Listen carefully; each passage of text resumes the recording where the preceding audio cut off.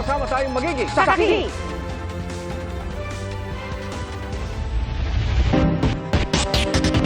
Susunod po ang PhilHealth at Finance Department sa utos ng Korte Suprema na itigil muna ang paglilipat ng natitira pang hindi nagamit na pondo ng PhilHealth sa National Treasury. Pero hindi pa sakop ng utos ang mga nauna ng nailipat na pondo. Saksi, si Salima Refran.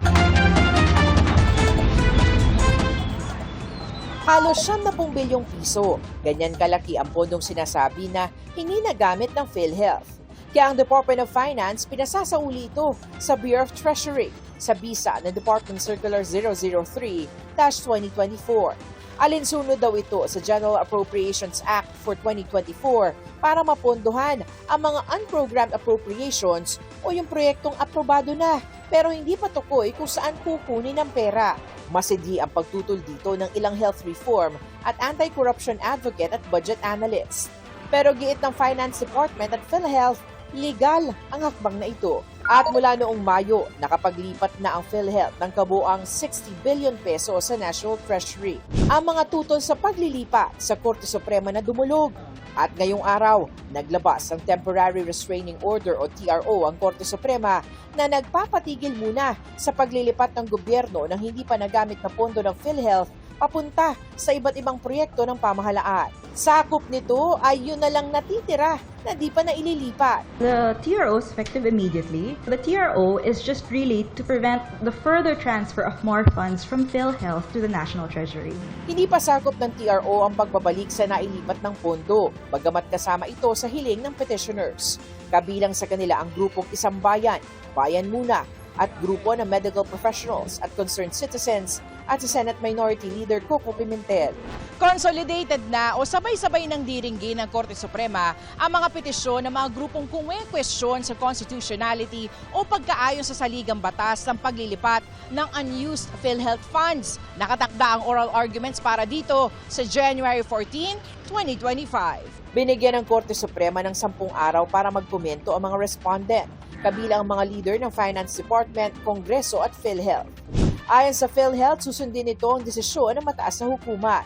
Nakatuon pa rin sila sa pagbibigay ng proteksyong pangkalusugan sa pamamagitan ng mas maayos sa mga benefit package at availment policy. Tatalima rin daw agad dito ang Finance Department ayon kay Secretary Ralph Recto. Pinaghahandaan na rin nila ang pagharap sa oral arguments para bigyang linaw ang mga issue. Ang Office of the Solicitor General naman na kumakatawan sa respondents, nire-respeto raw ang TRO ng Korte Suprema. Sa ngalan ng petitioner na Isang Bayan, nagpasalamat si retired Senior Associate Justice Antonio Carpio at sinabing pagligtas ito sa milyong-milyong pinakamahihirap na mga Pilipino na umaasa lamang sa PhilHealth. Ikinatuwa rin ng Independent Health Reform Advocate na si Dr. Tony Liachon ang desisyon ng SC. Umaasa silang maibabalik ang nailipat ng pondo, oras na magdesisyon ang Korte Suprema. Para sa GMA Integrated News, ako si Salima Refran ng inyong saksi. Pinag-aaralan ng kampo na ilang biktima ng Duterte drug war kung magagamit nila laban kay dating Pangulong Rodrigo Duterte ang kanyang mga naging pahayag sa Senado kahapon. Saksi, si Sandra Aguinaldo. I can make the confession now, if you want. Meron akong death squad, pero hindi yung mga pulis. Sila rin yung mga gangster. Ang sinabi ko, ganito, prangkahan tayo, encourage the criminals to fight. Encourage them to draw their guns.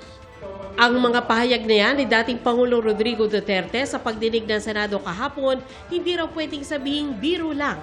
Ayon kay Senate President Cheese Escudero, hindi na bago ang ilang sinabi ng dating Pangulo pero ang pinagkaiba ngayon, lahat ng binitiwan niyang salita kahapon ay under oath, pinanumpaan. At sinabi niyang yan ay totoo sa abot ng kanyang nalalaman na pwedeng magamit kung sakasakali pabor o laban sa kanya. I think he is proud of the things he did and said. Hindi niya ikinakahiya yung kanyang ginawa at mga sinabi. Maliwanag yun sa kanyang statement kahapon. Pero pwede nga bang ipagharap ng kaso si Duterte batay sa mga sinabi niya sa Senado? Sabi ni Escudero, Kasi sa dulo, kailangan mo pa rin na magreklamo. Ang party in interest, ang pwede maging complainant ay pamilya ng biktima. ang grupo ng mga kaanak ng drug war victims pag-uusapan ng posibleng legal na hakbang. Pero sana raw, tulungan sila ng gobyerno. Baka po pwedeng tingnan ng Department of Justice o ng mga NBI, sila yung mas may poder para tingnan po ang mga kasong ito at balikan at maibigay yung katarungan sa mga pamilya na nag-aasang ng katarungan. Para naman kay Senador Coco Pimentel, chairman ng Senate Subcommittee na nagsasagawa ng pagdinig sa drug war, nais niyang mapag-aralan ng mga abogado sa loob at labas ng gobyerno ang mga sinabi ni Duterte habang under oath. Si Senadora Riza Ontiveros, nakasama sa hearing kahapon, umaasang pag-aaralan ng Department of Justice at ng mga investigador ng International Criminal Court ang mga sinabi ng dating Pangulo. Sa tingin ng isa sa mga abogado ng mga biktima ng war on drugs na dumulog sa ICC, admissible o pwedeng tanggapin ng ICC ang mga pahayag ni Duterte sa Senado. Dalawa lang naman ang tanong dyan, is it relevant? Is it material? Relevant o kadikit ba o may relasyon ba yan doon sa pinag-uusapan na investigasyon sa ICC? Yes, tungkol sa war on drugs ni Duterte. Material, importante ba yang iharap sa ICC? Yes, kasi ito na mismo yung mga sinasabi niya. Panawagan ni ACT Teachers Party List Representative Franz Castro, isumite ng Senado ang affidavit at recording ng pagdinig ng Senado sa ICC. Ang Quadcom sa Kamara, muling iginiit ang kanilang imbitasyon na humarap si dating Pangulong Duterte sa pagdinig nila. Nasa DOJ na raw ang bola para mag-imbestiga ukol sa mga pahayag niya sa Senado. These cases could include crimes against humanity as penalized under Republic Act number 9851, the Philippine Act on Crimes Against International Humanitarian Law, genocide, and other crimes against humanity. That's the title of the Republic Act. And other criminal laws, not to mention the potential jurisdiction of the ICC. Pag hiniling po ng DOJ that we could turn over the documents, we will do it. Kung tatanungin ng ilang co-chairs ng Quadcom sa Kamara, mas pabor sila kung korte sa Pilipinas ang hawak sa kaso ni Duterte. Well, I have always been true to my statement since we started the EJK hearing that I'm not going to allow the ICC to get our documents for that. Parang mas maganda na domestically na lang siya ma-prosecute. Hindi ako pabor dyan sa ICC na ever since. Now, kung magpe-fail po ang DOJ on doing their job on this matter, then the more na ICC will take cognizance. So, I think it's really up to the DOJ to do their work. Kinukuna namin ng pahayag ang DOJ ukol dito. Para sa GMA Integrated News, Sandra Aguinaldo, ang inyong saksi. Marami sa mga naiulat na nasawi dahil sa bagyong Christine na puruhan sa mga landslide sa Batangas. May geohazard map ang Mines and Geosciences Bureau para makita kung anong mga lugar ang landslide prone at pwede raw yung ma-check online. Saksi, si Rafi Tima. Kahit ipinagbabawal pa, ilang residenteng nasalanta ng bagyong Christine ang bumalik sa kanilang lugar sa Agoncillo, Batangas. Iniisip nila kung saan na sila uuwi oras na paalisin sila sa evacuation centers. Sobrang hirap po talaga. Kasi wala po kaming na babalikan ng bahay. Kasi hindi naman po pwedeng tirahan to kasi buo po yung loob niya pero yung ilalim po walang laman. Bukod sa mga bahay, apektado na rin ang kabuhayan ng maraming residente. May mga nawasak na floating fish cage habang na-fish kill ang mga isda. Inanod naman ang ilang lambat. Nasira ho ang aming floating. Naglag ho yung lambat. Pati ho lambat, lumaglag sa lupa, hindi na ho nakita. Ubos na. Nawasak ang bahagi ng Talisay Laurel Agoncillo Road na nagdurugtong sa bayan ng Agoncillo at bayan ng Laurel dahil sa lakas ng agos ng tubig na may dalang putik at putol na mga puno mula sa bundok. Sa pinakahuling report ng Batangas PD-RRMO, 21 kalsada pa rin ang impassable o hindi madaanan ng mga sasakyan. Marami sa mga nasawi dahil sa bagyong Christine ay dahil sa mga landslide. Sa isinagawang briefing ng Office of Civil Defense tungkol sa epekto ng nagdaang bagyo, binigyang diin ang kahalagahan ng geohazard map ng Mines and Geosciences Bureau ng DENR. Kumpleto ho yan. Kaya nga lang, kailangan gamitin talaga ng todo, lalo na yung mga kasamahan natin sa local government units. Ito yung geohazard map ng Mines and Geosciences Bureau. Kahit sino may access sa mapang ito, basta't may internet connection ka, makikita mo na kung ang iyong lugar ay isang landslide prone area o isang bahaing lugar. Ang problema ayon mismo sa OCD, tila kulang ang may alam na may ganito ng mapa. Ang barangay Sampaloc sa Talisay, Batangas kung saan 20 ang patay sa landslide, pulang-pula sa geohazard map. Ibig sabihin, mataas ang chance ng magka-landslide kapag malakas ang ulan. Hindi na ngayon yung panahon na hindi alam yung mangyayari. Kulang lang sa kaalaman na meron ng ganyang impormasyon. Plano ng Office of Civil Defense na paigtingin ang ugnayan ng mga lokal na pamahalaan at ng mga miyembro ng lokal na media sa kanilang lugar para paulit-ulit na sasabihin ang mga impormasyong ito tuwing may papalapit na bagyo o sama ng panahon. Aminado ang MGB, bagamat sa ngayon, maganda at extensive na ang kanilang geohazard map, kailangan pa ng mas maraming datos para mas lalo pang maging accurate ang landslide prediction. As of now po, about 50% po ang na-meet po natin for our updating ng 1 to 10,000 scale ng ating rain-induced landslide and flooding po. And we aim to finish it by 2028 po. Bukod sa hazard map, may ilang lugar na nilagyan na mismo ng warning sign na malapit ito sa landslide. Para sa GMA Integrated News, Rafi Tima ang inyong saksi. Mga kapuso, maging handa dahil lalo pang lumalakas ang bagyong Leon. Base po sa 5 p.m. bulletin ng Pag-asa, nakataas ang signal number 2 sa Batanes, Babuyan Islands, mainland Cagayan, northern at eastern portions ng Isabela, Apayao, northern portion ng Kalinga, northern portion ng Abra at Ilocos Norte. Signal number 1 naman sa natitirang bahagi ng Isabela, Quirino, Nueva Vizcaya, natitirang bahagi ng Kalinga, Mountain Province, Ifugao, Benguet, natitirang bahagi ng Abra, Ilocos Sur, La Union, eastern portion ng Nueva Ecija, pati na sa Aurora, northern at eastern portion ng Quezon, kasama ang Polillo Islands, Camarines Norte, Camarines Sur, Catanduanes, Albay at northern portion ng Sorsogon. Ayon po sa Pag-asa, posibleng maglandfall ang bagyo sa eastern coast ng Taiwan sa Huwebes at maaaring makalabas na ng PAR Huwebes ng gabi o Biyernes ng umaga. Posibleng lumakas pa ang bagyong Leon at maging super typhoon. Hindi na po inaalis ang chance ng tumama ito sa Batanes kung sakaling gumalaw ito pakanluran. Base po sa datos ng Metro Weather, mataas ang tsansa ng ulan sa Cagayan, Isabela, Cordillera, Ilocos Provinces, La Union, Pangasinan at extreme northern Luzon kasama ang Batanes at Babuyan Islands. At may mga pag-ulan din sa ilang bahagi ng Zambales, Bataan, Mindoro Provinces, Palawan, ilang bahagi ng Bicol Region, Western Visayas, Negros Island Region, pati na sa ilang lugar sa Samar at Leyte Provinces. May chance rin po na ulan sa ilang bahagi ng Northern Mindanao, Caraga, Barm at Davao Region. Dito po sa Metro Manila, magdala pa rin ng payong dahil may chance pa rin ng ulan. Matinding takot at pangamba ang iniwan na bagyong Christine sa mga lubhang naapektuhan nito. Kaya ito po ang panahon na pinakakailangan nila ng isang malakas na support system. Kaya may mga nagkakasa ng libreng counseling session para sa mga biktima ng bagyo. Saksi, si Nico Wahe.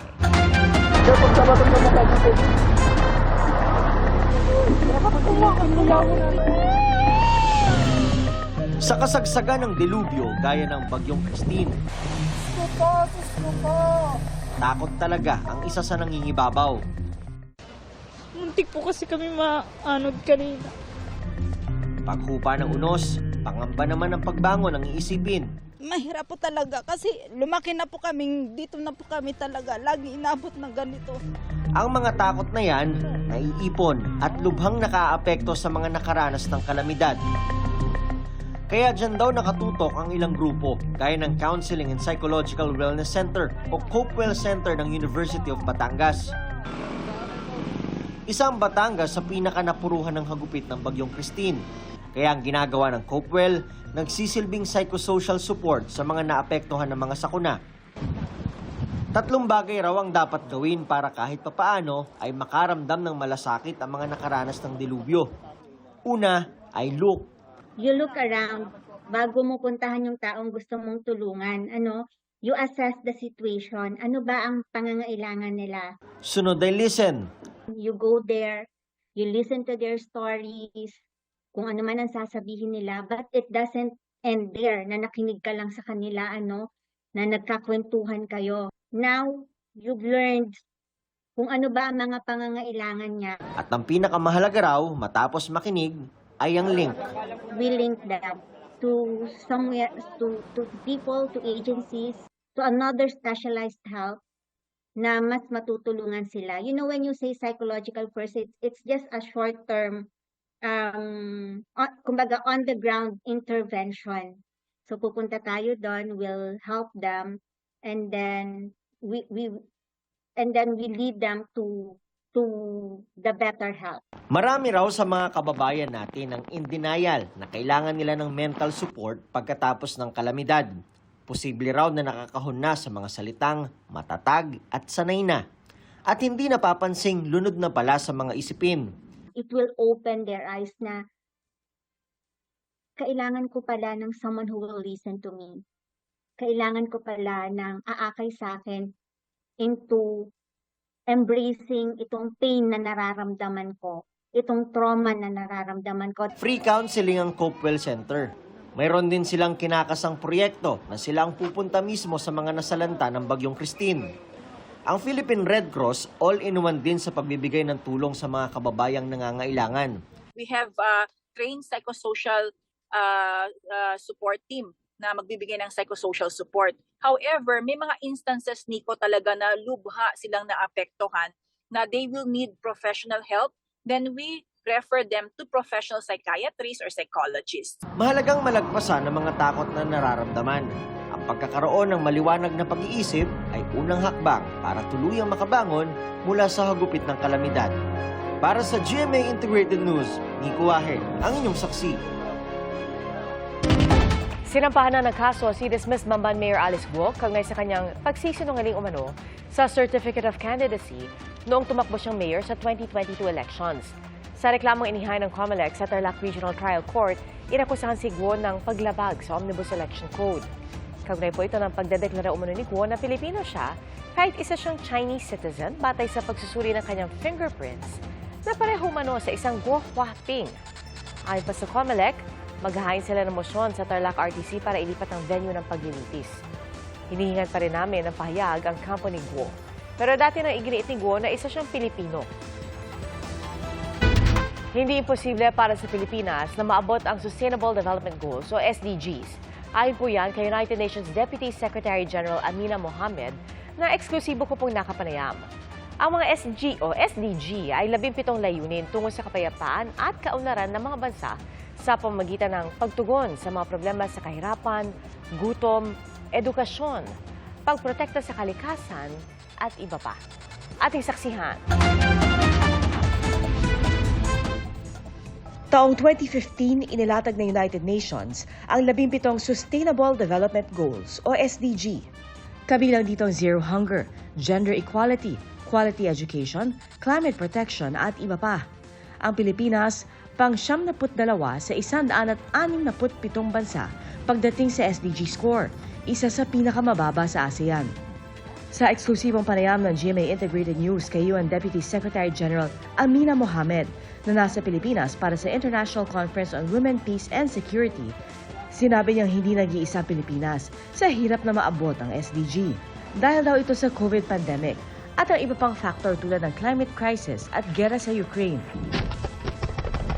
The world is not doing well. It's not just the Philippines. We have a terrible score of 17% of the SDGs globally. What has really constrained countries for not achieving the SDGs has been the international finance. I see the potential for the Philippines to do much better, but it needs also the support of the international community. Naniniwala si Mohammed na hindi imposibleng maabot ng Pilipinas ang SDGs. I'm very optimistic that you will go far. There are a number of challenges that you have ahead. Reforms have to be owned and they have to be consolidated upon. It's important that we look at all the communities. Ngayong taon, ipinagdiriwang ang ika-79 na anibersaryo ng pagkakatatag sa UN.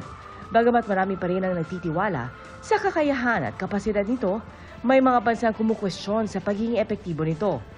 Pero para sa UN, nananatili ang kahalagahan ng kanilang organisasyon. Multilateralism still works and is still very important to our global family, being able to have a voice for their concerns, for the opportunities, for the challenges, a space where there is a light on all issues. Without us having that space to continue to try to do that, it would be much worse. Isang aso ang nasagasaan sa NLEX at to the rescue rito ang Widow's War star na si Carla Abellana. Kwento ni Carla, pauwi na siya mula sa taping na makita niya ang kaawa-awang aso sa daan na tila ba humihingi ng tulong. Pinahinto niya ang sasakyan at diniretso ang aso sa veterinary clinic. Ang sa aktres, basta sa pagsusuri ng veterinarian, walang bali o internal damage ang aso na pinangalan ng Puppy. Nanawagan din si Carla sa mga motorista na magdahan-dahan sa daan lalo na kung may tumatawid na hayop. Sa mga kapuso natin balak mag-horror movie marathon ngayong Halloween, aba, bakit di i-level up ang takutan at gawin niyang mala-live action? Ating saksihan!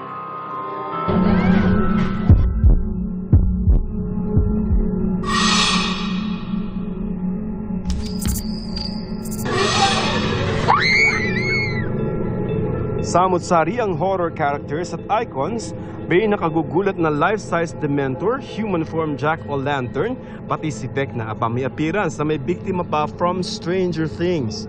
Di rin pauhuli ang pambato ng mga Pinoy, ang manananggal. Pero di yan set ng isang horror movie. Horror house yan sa Santa Rita, Pampanga. Ancestral manor yan na 183 years na ang tanda na nag-transform bilang isang spooky destination. Worth it po. Ang taunang katatakutan na ito nagsimula 10 years ago at ang pasimuno ang pamilya Gosyoko. Nung nag-start kami, ano lang siya talaga, yung display lang.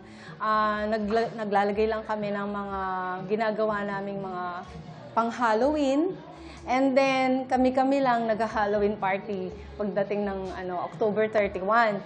And then, naisip namin yung mga kasama namin, itong mga teenagers, what if magbihis din sila? So, while nagpipicture yung mga tao na pumapasok, andun lang sila umiikot. So, naging successful yon. Kung gusto rin namang ma-challenge ng konti, may sa loob ng kanilang haunted house at Kamalig Trail na sa bawat sulok may nag-aabang na panganib, afraid. Tila darling of the crowd naman sa mga bisita itong babaeng sinaniba na ang plot twist, pati katawan ay tila nagtutwist. All in ang katatakutan for only 70 pesos na entrance fee. Kung nawala na ng boses kasisigaw at tila nang lalambot na sa gutom, don't worry dahil may masarap na chibugan. Ang refreshments at pastries ng kanilang cafe, Halloween-themed din. Sa mga gusto ng thrilling experience, bukas ang theme park mula alas 5 ng hapon hanggang alas 9 ng gabi hanggang sa October 31. Para sa GMA Integrated News, Joseph Morong ang inyong saksi. Makatotohanan. At mga kapuso, 57 araw na lang, Pasko na. Salamat po sa inyong pagsaksi. Ako si Pia Arcangel. Para sa mas malaking misyon at sa mas malawak na paglilingkod sa bayan. Mula sa GMA Integrated News, ang News Authority ng Filipino. Hanggang bukas, sama-sama tayong magiging saksi.